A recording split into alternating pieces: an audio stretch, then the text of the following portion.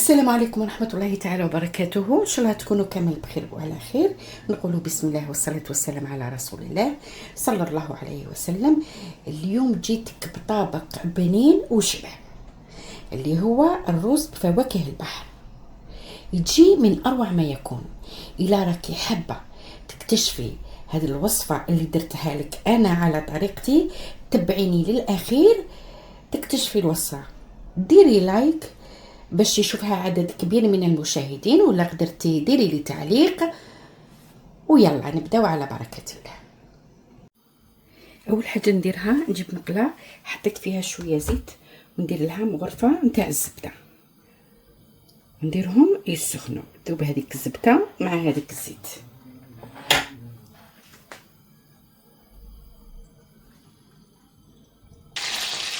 هذيك كي درت الزبده مع الزيت نجيب حبه بصل كبيره سكرفشتها نحطها تتقلى.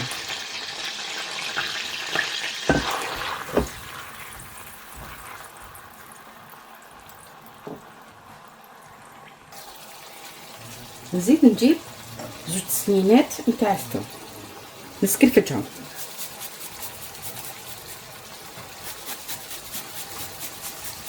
يزيدوا يتقلاو مع هذيك حبه البصل ونطلقوا البنه نتاعهم.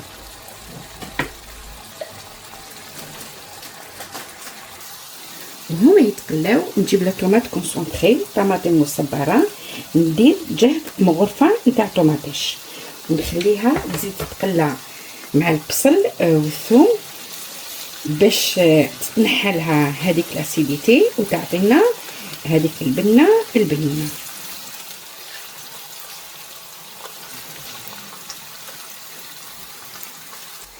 نزيد نجيب حبه طوماطيش اللي كنت سكرفشتها ونزيد نخليها تتقلى معاه. وشوفوا لي البصل كيف راهو يعطي هذاك اللون الذهبي.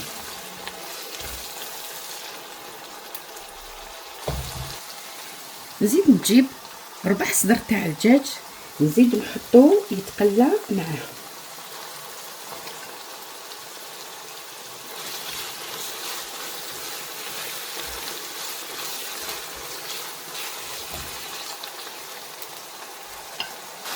دركا بعد ما تقلى هذاك الصدر تاع الدجاج نجيب فواكه البحر اللي متنوعه من كلش وراه يظهر لك في الصوره. نجي نحطهم يزيدوا يتقلاو مع هذوك المكونات اللي درتهم.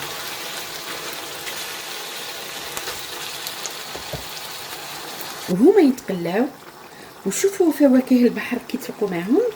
نجيب الشامبينيون مشروم، هذا الماغون عنده نكهه خاصه بنينه. لمحبين الشامبينيون ديروا الماغون وتشوفوا البنه تاعو، ولا كنتي ما تحبيش هذيك النكهه القويه ديري الابيض.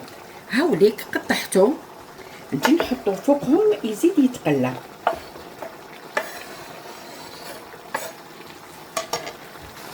دركا كي تقلاو فواكه البحر مع الدجاج مع الشامبينيون نجيب الروز تاعي اللي كنت نقعته في الماء، خليته 4 ساعه تنقع، قطرته وعبرته. ندير 2 كيسان نتاع الروز عفوا، وانتي حره في البيت تاعك ديري واش تحبي الكميه اللي تحبيها. نخليه يزيد يتقلى مع هذوك المكونات اللي حطيتهم. وصدقيني شوفي انا مازال ما درتش لي زيبيس البهارات، واحد الريحه راهي تخرج ماذا بيا لو كان الكاميرا تخرج لكم الريحه وتشموا واش راني نشم. نزيدو نخليو هذاك الروز يتقلى.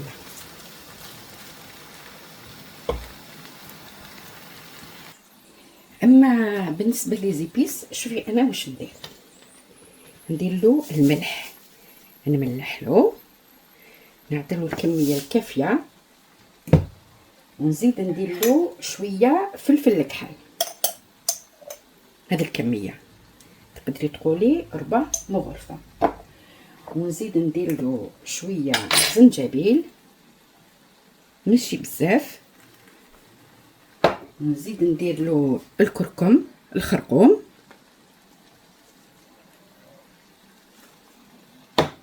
نزيد له العكري بابريكا، ديري جهد من غرفه. نزيد ندير له الحار اللي حب ياكل الحار،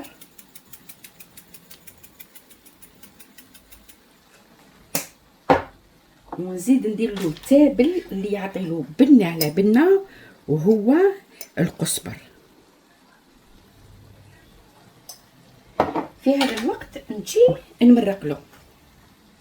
هي القاعده تقول كل كاس روز ديري فيه 2 كيسان نتاع الماء. حنا درنا 2 كيسان تاع الروز، نديرو 4 كيسان تاع الماء، وديري الماء سخون يغلي باش ما تحبسيلوش الطياب تاعو لا كويسون.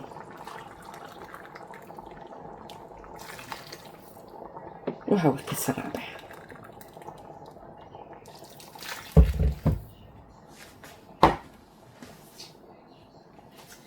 نجي نخلطهم كيما راكي تشوفي. دركاتي كيفاه انا نطيبو؟ انني درت النار قويه دوكا، كانوا يتقلاو كامل المواد اللي شفتيهم على نار قليله. دوكا كي درت الماء ودرت الماء سخون قويت النار، راكي تشوفي راهو بدا رايح يغلي. واش ندير؟ غير يبدا يغلي نقصلو ونغطيه ونخليه يطيب في عقله. مده الطياب ما بين ربع ساعه حتى 20 دقيقه. بسم الله. شوفي هنا بعد ما مضات عليه ربع ساعه بالتدقيق حسبت لك نشف من ماء. نجيو ندوق الروز. الروز طاب. في هذا الوقت نطفيله ونغطيه. هاو الرز بفواكه البحر كيوجد الله يبارك ما شاء الله. انا نقول لك سميها كيما تحبي. حبيتي تسميها لابايلا سميها لابايلا، حبيتي تسميها الرز بفواكه البحر سميها. الفرق ما بينها وبين لابايلا ان لابايلا كاين اللي يدير لها الرز والزروديه ويدير لها الفلفل الاحمر والاخضر، اما انا نطيب لابايلا بهذه الطريقه، ندير لها الا فواكه البحر للدجاج والروز والتوابل اللي شفتيهم. في الاخير واش نجي ندير لها؟ نرشها برشه معدنوس للتزيين، ونزيد نحط لها القرص باش نزين الصحن تاعي.